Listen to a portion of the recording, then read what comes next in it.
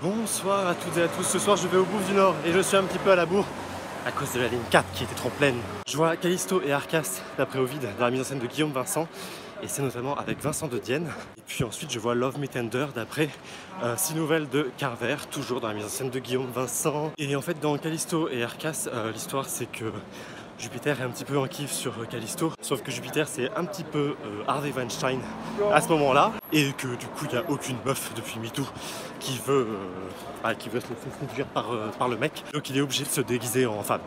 Voilà, en gros.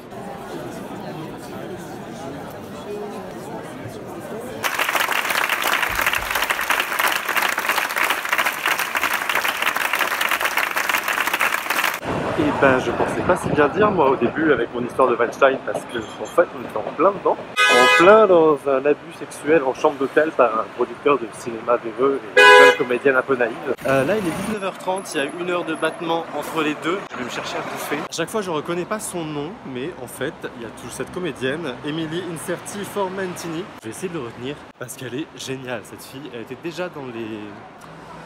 Et comment ça s'appelait? Songe et Métamorphose. Elle est extrêmement drôle et là elle forme un duo incroyable avec Vincent de Dienne. J'adore quand il amène de la métathéâtralité comme ça parce qu'il a un vrai regard critique sur la matière textuelle et je trouve qu'en fait il confronte vraiment le texte classique, enfin même s'il en reste pas grand chose, il confronte la matière textuelle aux enjeux contemporains de la représentation et c'est ça qui marche vraiment. C'est là que ça devient très drôle, peut-être un chouille poussif par moment avec des références au cinéma qui sont pas forcément nécessaires mais bon qui sont drôles, qui fonctionnent aussi parce que c'est Vincent de Dienne et je pense que on joue aussi ta notoriété dans cette pièce. J'adore le fait qu'il amène de la matière dramaturgique un peu brute comme ça sur le plateau, genre un monologue de Phèdre et puis Si Maman Si, la chanson Si Maman Si. J'ai pas grand chose à dire de plus sinon que j'ai beaucoup ri en fait. On enchaîne donc avec Love Me Tender, des nouvelles de Carver, qui en a 6. Et sur le couple, le moment où ça bascule dans le couple, le moment où ça devient un petit peu malaisant.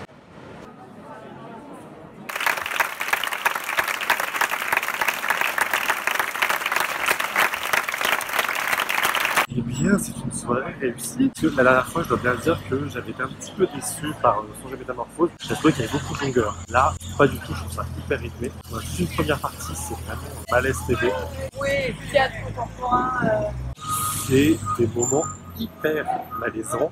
Et c'est vraiment ces petits moments de basculement. C'est comme une compilation de tout ce qui peut être le plus malaisant entre des gens. Et ce que j'ai trouvé hyper réussi, c'est que c'est très bien dosé parce que quand tu crées comme ça des moments de malaise, ça peut être un peu malaisant aussi pour le public. Il se trouve que nous, le public, on reste entre le malaise et le rire. Alors que eux, sur scène, ils sont complètement dans le malaise, quoi. En fait, ces situations de malaise, on les a tous un peu connues. C'est les moments où quelqu'un raconte une blague pas drôle du tout et que personne ne rit. Alors que...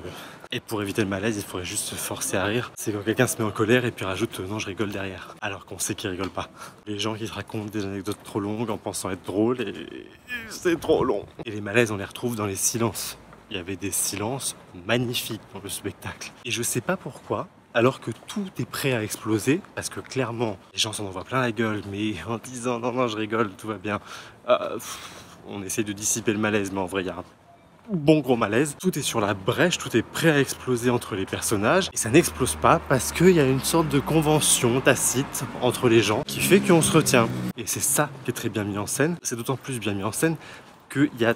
Alors sur cette première partie, il y a 2 histoires en même temps, 2 nouvelles. Le montage est franchement très très bon, on passe de l'une à l'autre sans souci. Des moments où ça se rejoint sans pour autant être complètement fusionné. La deuxième partie, beaucoup plus drama. On est plus sur la relation du couple, sur des conversations nocturnes qui vont beaucoup trop loin. Le genre de conversation nocturne où à 4 h du matin tu peux divorcer, quoi. C'est sans doute lié au sujet, mais c'est vrai que cette partie-là manque un tout petit peu de rythme, j'ai trouvé. Il y a quelque chose qui me rappelait un peu Pomera dans ces tensions très lentes sur ce couple, sur ces couples. Il y a 4 couples en même temps là. Mais il y a un vrai regard sur ces moments de justesse dans ce qui est dit, dans ces silences qui sont faits. Je vous conseille vraiment, et surtout je vous conseille vraiment d'aller voir les 2 à la suite, parce que c'est deux façons de traiter un matériau textuel complètement différent. Les Métamorphoses, on l'éloigne vraiment complètement, c'est vraiment une inspiration. Et puis Carver, là c'est beaucoup plus fidèle, je crois, même si je vous avoue que j'ai pas beaucoup lu de Carver, pas du tout.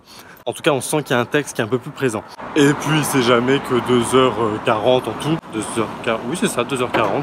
C'est moins long qu'un Christian Loupa, hein. À bientôt.